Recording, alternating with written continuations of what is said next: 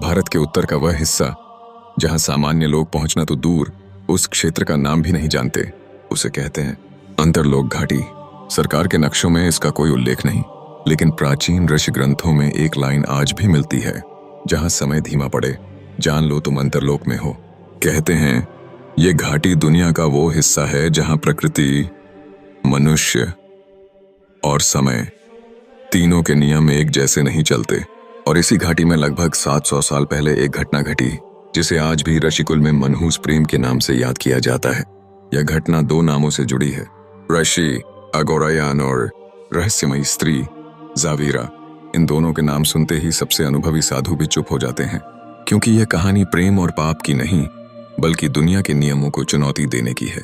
अघोरायन कोई साधारण ऋषि नहीं था, वह उन ऋषियों की वंशावली से आता था जो विचार से तत्व बदलने की क्षमता रखते थे।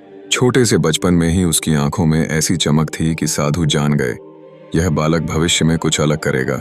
समय बीतता गया और अघोरायन ने मात्र 25 वर्ष की उम्र में वह सिद्धियां प्राप्त कर लीं जो लोग 90 वर्ष तक साधते हुए भी नहीं पा पाते। पर एक बात अजीब थी, इतनी शक्ति होने के बावजूद वह अक्सर एक ही स्थान को देखता, अंतरलोक घाटी का उत्तर पूर्व कोना, जहां कभी कभी अजीब सी सुनहरी रोशनी उभर कर मिट जाती। कोई और साधु उसे नहीं देख पाता, पर अघोरायन देख लेता। और एक रात उसने वह रोशनी स्पष्ट रूप से अपना ही नाम पुकारते सुना, अघोरायन। यह पहली बार था जब उसकी सिद्धि कुछ नहीं समझ पाई। शास्त्रों में लिखा था, जो उस रोशनी का पीछा करेगा वह खुद से लौट कर नहीं आएगा। इसलिए अघोरायन हमेशा उस आवाज को अनसुना कर देता। लेकिन उस रात उसकी साधना कांप उठी। हवा का तापमान अचानक गिर गया, जंगल की पत्तियां एक साथ थम गईं। वह रोशनी फिर आई, इस बार पहले से 10 गुना शक्तिशाली, और आवाज भी पहले से भारी। पर इस बार उसमें भय नहीं, एक अजीब तरह की पुकार थी, अघोरायन, वक्त पूरा हो गया है। अघोरायन ने पहली बार बिना सोचे उस दिशा में कदम बढ़ा दिया। घाटी का वह हिस्सा धुआं और कोहरे से भरा था। जैसे ही अघोरायन अंदर गया, पेड़ ऐसे दिखने लगे जैसे किसी अदृश्य शक्ति ने उन्हें मोड़ दिया हो। और तभी कोहरे की परतों में एक आकृति बननी शुरू हुई, आकार इतना कोमल कि हवा भी उसे छूने से हिचकिचाए। धीरे धीरे वह पूरा रूप लेती गई। वह थी जावीरा। उसकी आंखें गहरे ब्रह्मांड जैसी, उसका चेहरा मानो चांद ने खुद गढ़ा हो, और उसकी चाल जैसे हवा भी उसे रास्ता देती चली जाए। वह पूरी तरह इंसान नहीं लग रही थी, मानो किसी और लोक की प्राणी हो, या शायद किसी और समय की। अघोरायन मंत्रमुग्ध होकर देखता रहा। जावीरा ने पहली बार बोलकर नहीं, सीधे उसकी आत्मा से संवाद किया, तुमने मुझे ढूंढना नहीं छोड़ा, मैंने तुम्हें पुकारना नहीं छोड़ा। अघोरायन स्तब्ध। तुम कौन हो? वह मुस्कुराई। मैं वह हूं जिसका जन्म तुम्हारी अधूरी साधना ने दिया है। मैं जावीरा हूं, तुम्हारी अपनी परछाई का दूसरा लोक। अघोरायन हैरान, पर उसकी आत्मा शांति में थी। जावीरा ने पास आकर कहा, डरो मत ऋषि, तुम्हें भटकाने नहीं आई, तुम्हें पूरा करने आई हूं। उसके शब्दों में एक अजीब कंपन था, जैसे उसकी हर बात प्रकृति को नया आदेश दे रही हो। जैसे ही जावीरा ने अघोरायन का हाथ छुआ, समय रुक गया। पहाड़, हवा, पक्षी सब थम गए, क्योंकि यह सिर्फ दो लोगों की मुलाकात नहीं थी, यह दो लोगों का टकराव था। जावीरा ने एक गहरी सांस ली। अघोरायन, हम दो अलग लोगों के हैं।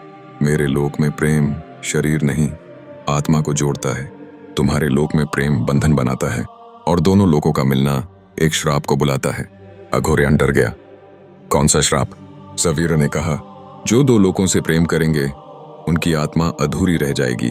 अघोरायन ने कहा, अगर मेरे लिए श्राप भी मिलना है, मैं स्वीकार करता हूं। उस रात घाटी में एक अद्भुत दृश्य हुआ। चांद धरती के करीब आया, सितारे अपनी जगह बदलने लगे, ब्रह्मांड में अजीब कंपन होने लगे।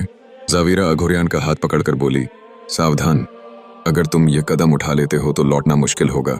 अघोरायन झुका, उसका माथा जावीरा के माथे से लगता है। एक शक्ति लहर दोनों को जोड़ देती है, जैसे आत्माएं एक हो रही हों। धरती दहाड़ मारती है, जंगल जलने लगता है, हवा चिल्लाती है, क्योंकि ये दुनिया पहली बार मानव और अंतरलोक की आत्माओं का मिलन देख रही थी। लेकिन जैसे ही दोनों एक हुए, अंतरलोक टूटने लगा और जावीरा चिल्ला उठी, रुको अघोरायन, हमारा मिलना पूरे लोक को जला देगा। अघोरायन, मैं तुम्हें नहीं छोड़ूंगा। जावीरा की आंखें भर आईं। अगर तुमने मुझे पकड़े रखा, तुम नष्ट हो जाओगे। अघोरायन चिल्लाया, तो हो जाऊं, पर तुम्हें खो नहीं सकता। उस क्षण जवीरा ने एक निर्णय लिया। उसने अघोरयान को छाती से लगा लिया और बोली, अगर किसी एक को जाना ही है तो मैं जाऊंगी। और वह प्रकाश में बदलकर धीरे धीरे पिघलने लगी। अघोरयान रोता रहा, चिल्लाता रहा, पर जवीरा की आखिरी आवाज सैंग, मैं मिट नहीं रही, मैं तुम्हारे भीतर बस रही हूं। जब जब तुम ध्यान करोगे मैं आऊंगी, जब जब तुम प्रेम करोगे मैं महसूस करूंगी, जब जब तुम अकेले होंगे मैं तुम्हारी सांस बनूंगी। और फिर जवीरा बिल्कुल गायब। अघोरयान ने उसे खोजने के लिए अपनी आधी ऊर्जा खर्च कर दी। कई लोगों में गया, साधना बढ़ाई, वर्षों खर्च हुए, पर जवीरा वापस नहीं आई। पर एक बात बदली, उसके भीतर जवीरा की आवाज धीरे धीरे हल्की सुनाई देने लगी। कभी रात में, कभी हवा में, कभी ध्यान के बीच। वह कहती, मैं यही हूं जहां प्रेम खत्म नहीं होता। कहते हैं अघोरयान आज भी अनुभव किया जा सकता है अंतरलोक घाटी में। जब भी कोई साधक पूर्णिमा की रात वहां बैठता है उसे एक फुसफुसाहट सुनाई देती है, अघोरायन। और उसके बाद एक दूसरी आवाज, जवीरा। कहते हैं ये कहानी सिर्फ प्रेम की नहीं, ये दो आत्माओं की लड़ाई है जो आज भी खत्म नहीं हुई। कुछ लोग दावा करते हैं कभी कभी घाटी में दो हल्के प्रकाश रूप एक दूसरे का हाथ थामने की कोशिश करते दिखाई देते हैं, पर जैसे ही वे पास आते हैं प्रकाश टूट जाता है, मानो ब्रह्मांड आज भी उनके मिलन को बर्दाश्त नहीं कर पा रहा। कहते हैं सच्चा प्रेम पूरा नहीं, अनंत होता है। अघोरयान और जवीरा पूरे नहीं हुए, इसलिए शायद अनंत हो गए। उनकी कहानी आज भी हवा में मौजूद है, पुराने शास्त्रों में दर्ज है, और उन दिलों में बसती है जो असंभव प्रेम पर विश्वास करते हैं।